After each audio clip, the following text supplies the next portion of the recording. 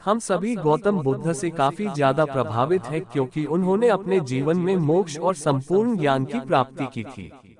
आज के वीडियो में हम आपको बुद्ध और आम्रपाली की कहानी सुनाने जा रहे हैं।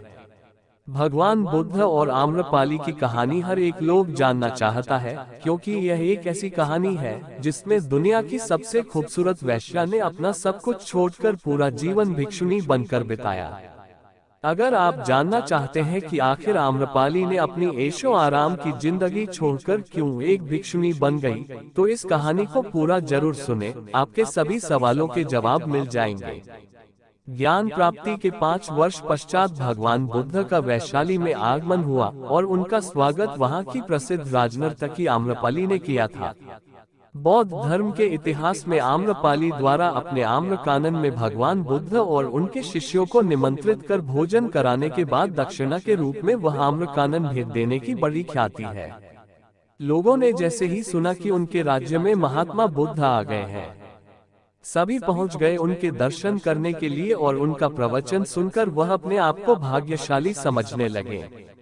बुद्ध का चरित्र इतना प्रभावशाली था कि कोई भी उनसे प्रभावित हुए बिना नहीं रह सकता था। उस शहर में रहने वाली आम्रपाली भी बुद्ध से मिलने के लिए इच्छुक थी। मैं आपको आम्रपाली के बारे में बताना चाहता हूं कि वैशाली के इतिहास में आम्रपाली सबसे सुंदर और प्रसिद्ध वेश्या में आती है।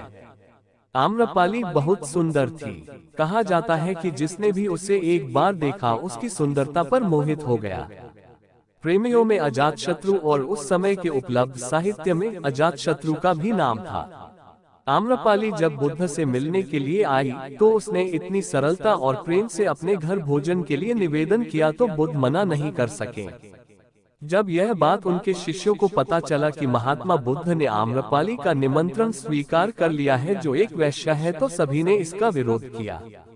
तो भगवान बुद्ध ने उनसे कहा, मैंने तो उसकी प्रेम भावना देखी। उसने जिस प्रेम भावना से मुझे बुलाया था वह बिल्कुल शुद्ध और बिना शर्त का था। वह आज मुझसे मिलने एक वेश्या या नृत्य भावना के रूप में नहीं बल्कि भक्ति भाव के रूप में आई थी। फिर मैं उनके निमंत्रण को कैसे ठुकरा सकता हूँ।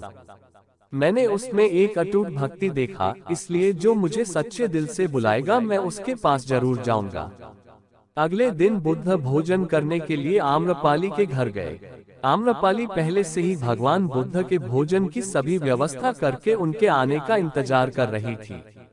लेकिन आम्रपाली के मन में यह विचार भी आ रहा था कि कहीं बुद्ध अपने बात से मुकर ना जाए। इतना बड़ा सन्यासी एक वेश्या के निमंत्रण पर क्यों आएगा और हमारे यहाँ भोजन करेगा। लेकिन जैसे ही आम्रपाली ने बुद्ध को अपने घर आते देखा, उसकी खुशी का ठिकाना नहीं रहा।